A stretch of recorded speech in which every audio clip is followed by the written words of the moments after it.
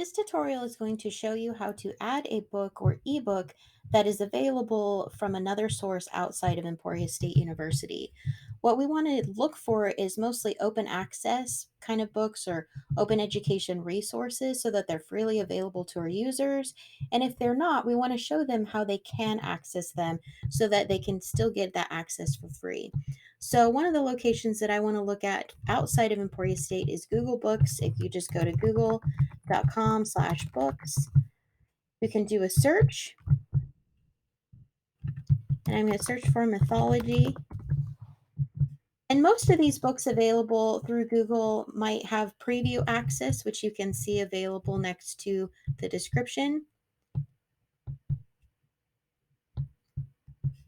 And I'm going to take one of these books here. I'm going to just use this one right here at the top.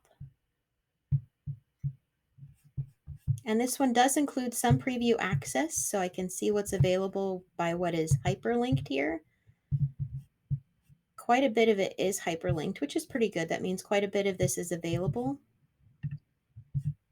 I'm going to go ahead and exit out of that. And so I'm going to link to this resource right here. First, I want to find that ISBN number. I'm going to say copy it. And I'm going to go back here and I'm going to say book from the catalog. And even though it's not in the catalog, I'm still going to use this option. And I'll show you why.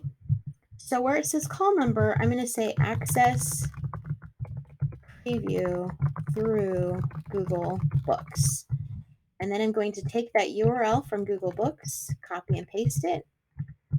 And in the description, I'm going to actually include something about Interlibrary Loan so that our users know that they can still borrow this. We would just access it from another library that has it available. So in my description, I would put something like, to access the full text of this book, request using the Emporia State University Libraries and Archives Interlibrary Loan Program. Link to ILL is available at, and I will go to the homepage of Emporia's library. And that link for ILL is right here. I'm going to just copy and paste this and put it right there. So now when I say save, there's information about how my user might have access to the full text if they decide that they want to preview the rest of this text.